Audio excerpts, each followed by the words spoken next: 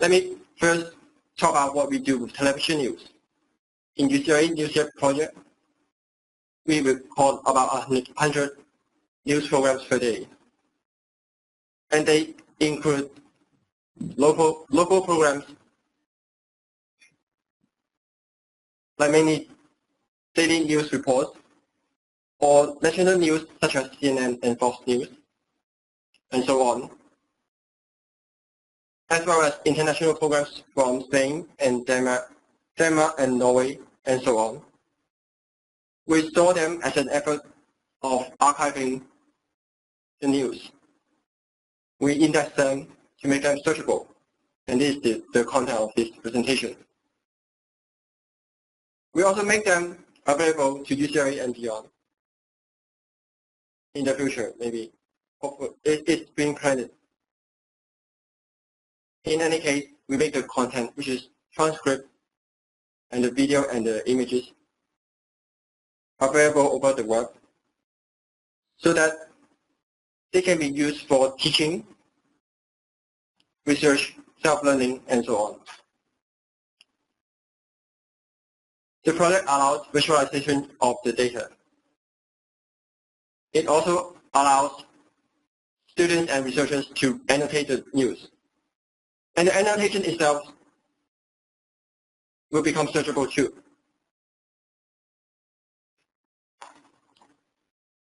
This presentation is about making metadata searchable. What does that mean?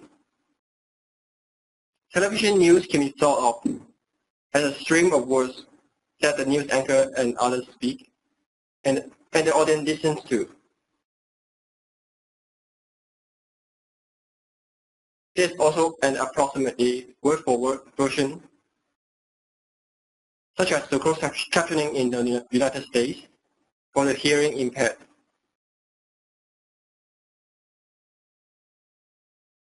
Closed captioning allows television news to be searched by words that are spoken and heard.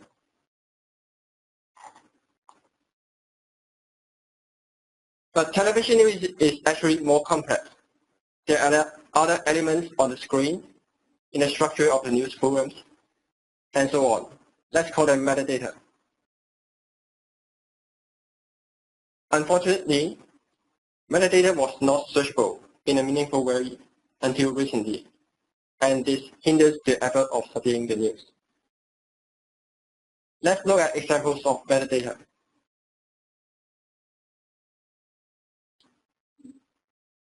Many news programs, such as daily news reports, are each divided into story segments, in which the news anchor focuses on covering one topic before moving to another. For example, the anchor might talk about a crime that happened locally, and then move on to talk about a military conflict abroad. Having information about story segments in a program, such as where each story starts and ends, allows us to search for programs that cover a particular story, and also limit our search to the coverage of this story.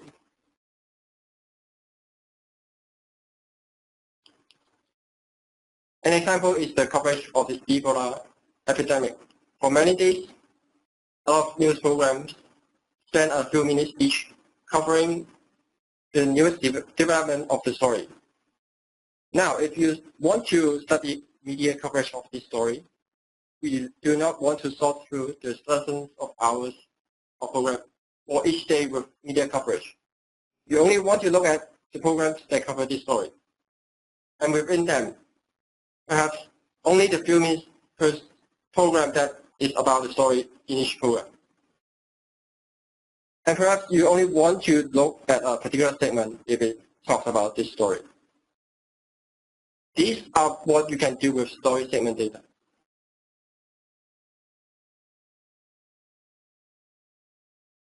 In the news, there are named entities such as people and places. We're going to focus on speakers here. They have roles and other information about them that might not be mentioned in the program, but can be looked up otherwise.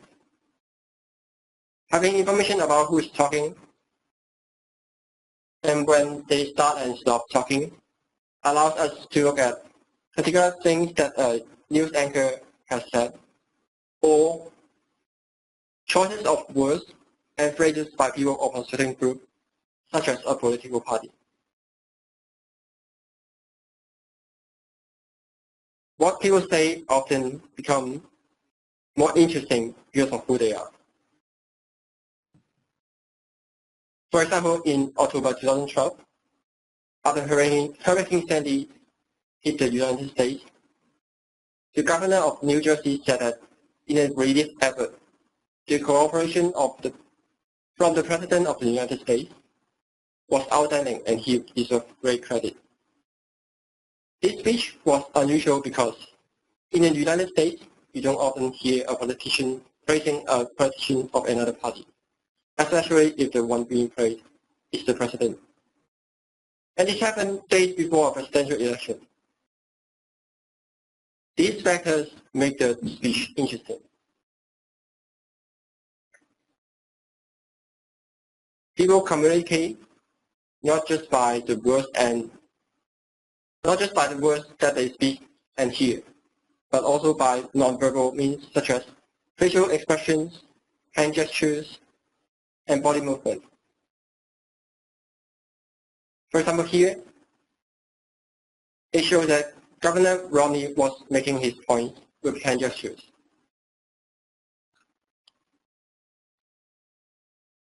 And here, President Obama was showing what some researchers call visual auditing, and what others call the stink eye. He was not saying anything, but his face expressed the message of, I do not think you're telling the truth. It would be very useful to note these expressions and where they are in the program, so that we can later search for examples of these expressions in the news.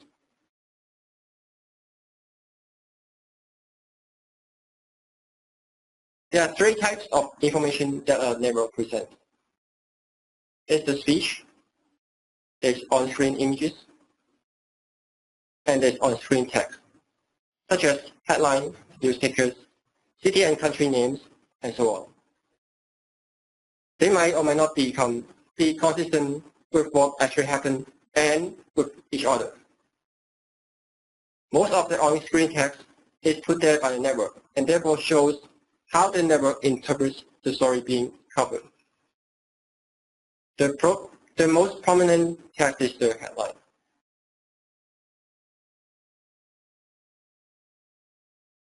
Here is the headline says, Hong Kong protesters crash with police. But the police were actually driving protesters out of the area at the time. Police even aimed pepper sprays ready to fire at these unarmed and mostly peaceful protesters. Nevertheless, CNN has picked this particular headline, even though it's inconsistent with what actually happened and the very images that the network has picked. Inconsistencies like this open up valuable possibilities for researching the truth versus how the truth is being told.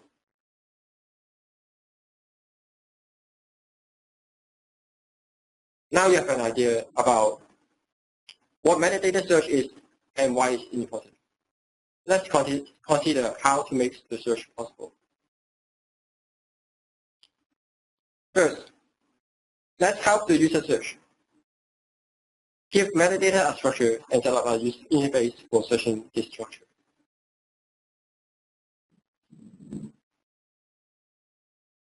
There are different instances of metadata in our collection.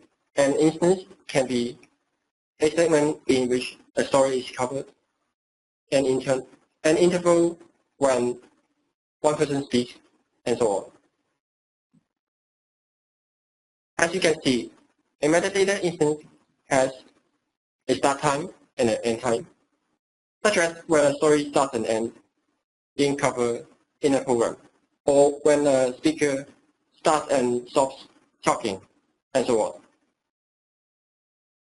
The instance has a tag which indicates the type of metadata. And it also has attributes which are name-value pairs and can vary with the type of metadata. For example, for a story that starts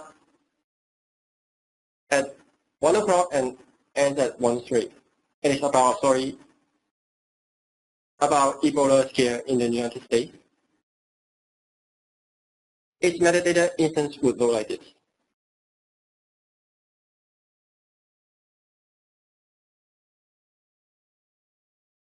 We have come up with a user interface for searching.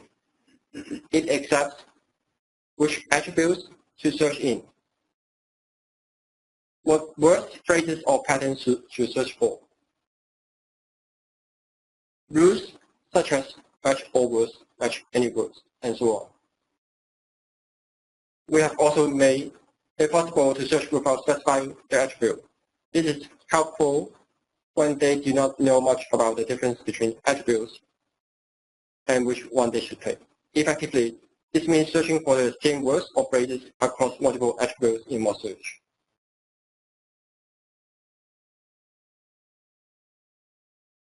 In fact, for users who are not familiar with the question and just want to explore what's in the question, we have another interface that frees them from filling out a complex form.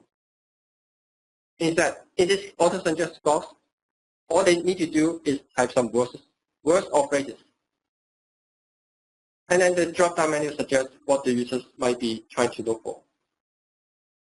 For example, if I enter Charlie Rose, it offers several suggestions of how it should interpret the words I've entered, such as Charlie Rose, the person who talked in the program. Charlie Rose, the show. Charlie Rose, the phrase. Charlie and Rose, both words. Or Charlie or Rose, either word. Now we have this user interface. Let's make the search happen under the hood.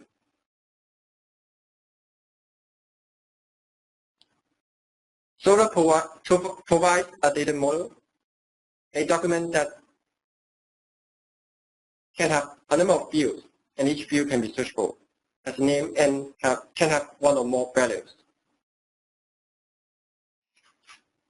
What a Solr document and a Solr field represent is up to us. For example, in an e-commerce site, a Solr document might represent a product that the company sells, and a Solr field might represent the product name, the price, and so on. In our case, what should a Solr document and a Solr field represent? Let's say a Solr document represents a news program. And there are other fields for program information, such as program name, start time, end time, and so on. And let's say a Solr field represents one attribute, such as the story's topic and the person's name, and so on.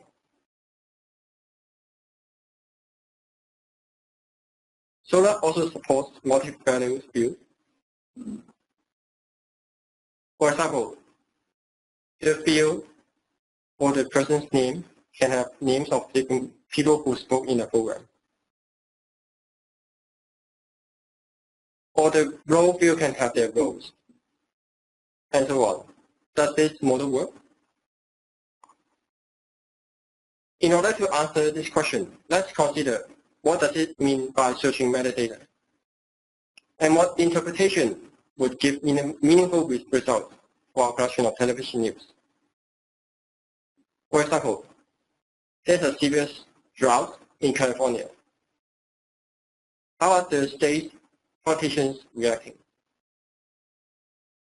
Suppose we want to search our collection with these three pieces of information.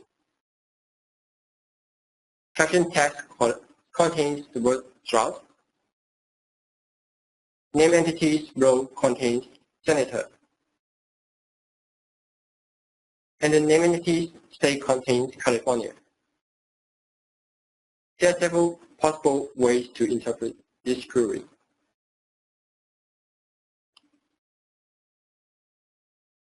One of the interpretations possible is that somewhere in the program, the word drought is used.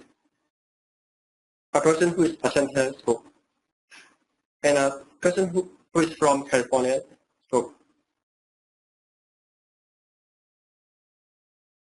Another possible interpretation is that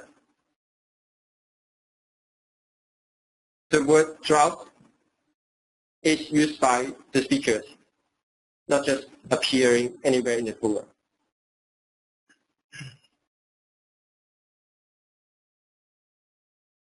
Or there's another possible interpretation that the person is a senator of California. But the word drought can be used anywhere in the program. The fourth possible interpretation is that the word drought is used by the speaker, not just appearing anywhere in the program. Now, which interpretation is right? It really depends on what the users are looking for. This particular interpretation that we just talked about is useful in many cases. For example, to find out what a person or a group of people has said. This model of Solr documents and views that we just talked about support these interpretations of the query? The answer is it works for some, but not all of these interpretations. It works when we are searching for stories about Ebola. It works when we are searching for when a senator spoke. It works when we are searching for when a person from California spoke. However, it doesn't work when we are searching for when a senator of California spoke. Suppose a program has exactly two identified speakers. John McCain, a senator of Arizona, and John Chang, a controller of California. We know that the program should not be matched. But this program is matched by our query because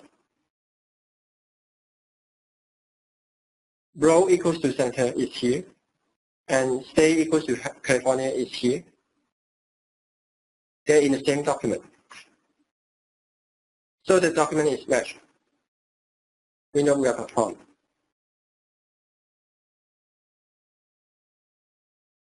Let's solve the problem and make the search meaningful.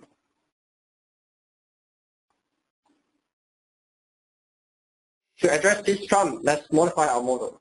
It now has two levels of documents made possible and very fast by Solr's support of block join. At the bottom are tag documents. They contain the metadata instance content, such as story, topic, person's name, and so on. Here, one Solr document represents one metadata instance.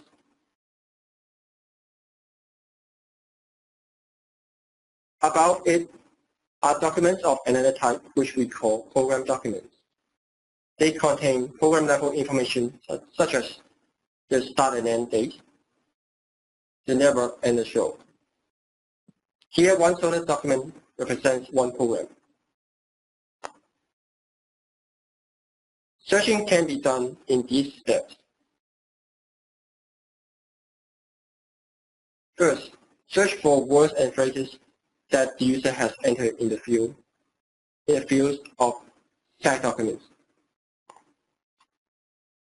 Then with block join, look up the corresponding program documents. After that, we can do additional filtering by program information, such as network name, show name, and so on.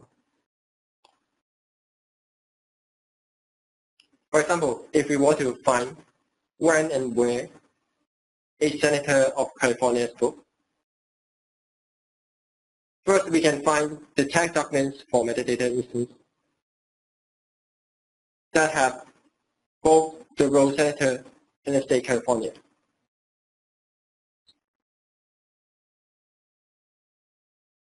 Then we look up the program documents, and the program documents in the intersection are in the search result. Now we can return to the use case of searching for what a person or a group of people has said. Instead of finding all instances of drought being used anywhere, let's find instances where the governor of California has used it. It can be done by first searching for the word drought, and then filtering and only keeping the matches that are within the times when the governor has spoken. We have the start and end time of the segments in which the governor has spoken, as well as the times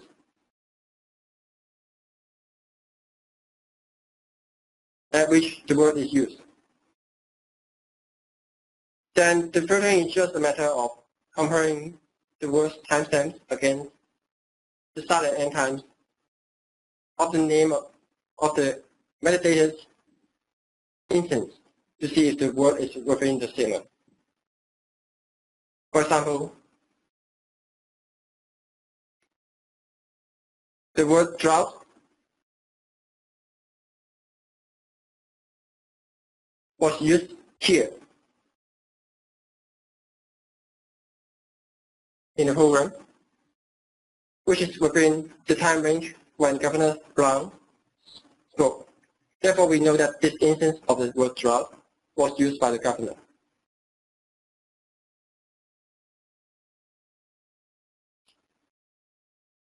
Now the search is useful and meaningful. Can what we have learned also make the search more powerful? The answer is yes.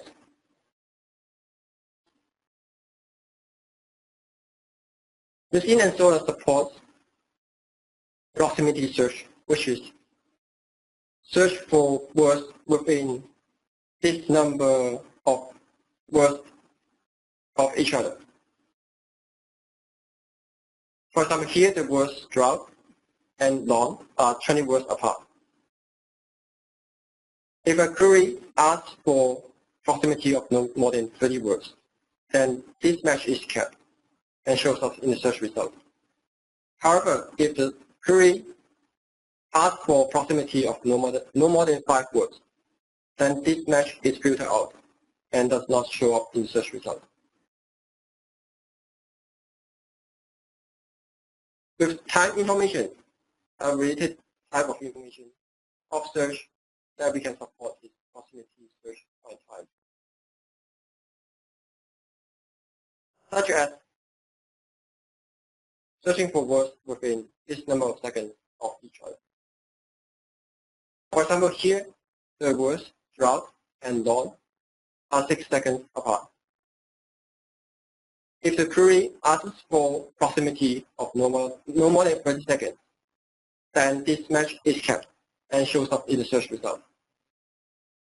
However, if the query asks for proximity of no more than 5 seconds, then this match is filtered out and does not show up in the search result.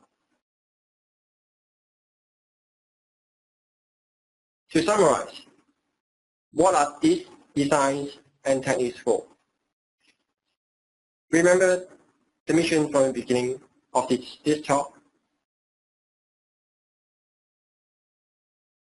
Thanks to Solar, the metadata in our collection is now searchable alongside with the caption.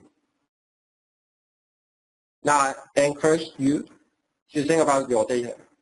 Are there similar metadata in your collection? Are all types of data searchable and in a meaningful way? If not, then it's my hope that perhaps the design and techniques in this presentation might help make your data searchable. Also, since we are in UCLA,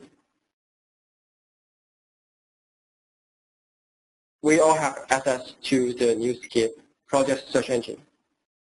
It's at newscape.library.ucla.edu. In fact, I think I'm going to show you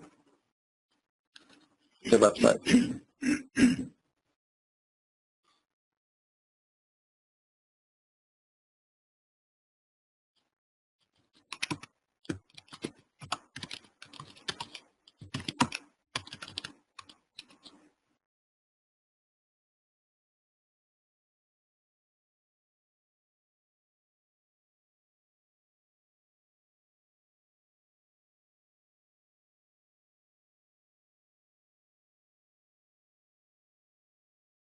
Since we have time, I think we should take a couple of questions if there are any. Yes. Would you mind doing some type of advanced search just to see how it looks? Okay. Let's Something that kind of involves a lot of the different samples you use. Yes. Let's do a short demo here. Okay. Okay, I just watched the news and looks like among what's new, there's the CIA report about interrogation or torture. Personally, I find it interesting that it's a word choice that different people prefer calling it interrogation versus torture. And you can see it yourself in this NewsScape search engine.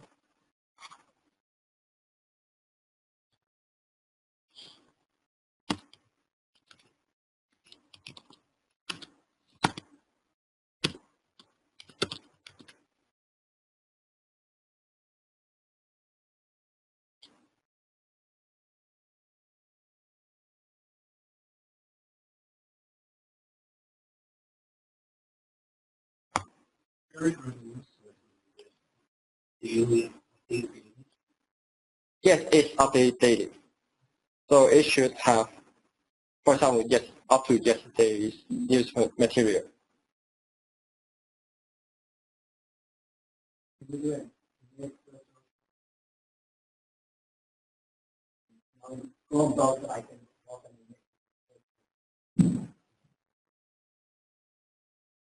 We have thought about it. Unfortunately, it's not in the search engine right now. You have to type in words.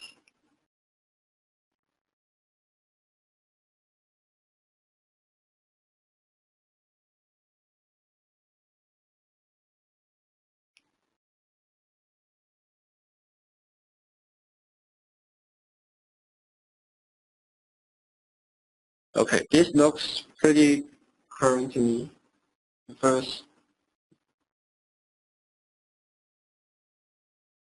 The first few results are from Tuesday. So it looks pretty current to me. And you can see that it lists the news program that mentions either interrogation or torture. And it shows you the count per program of how many times interrogation gets mentioned and how many times they use the word torture. And actually, it allows you to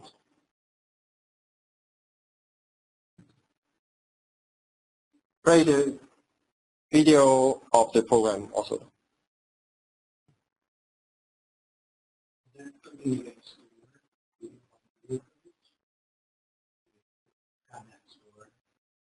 Right now it's streaming. Oh, sure.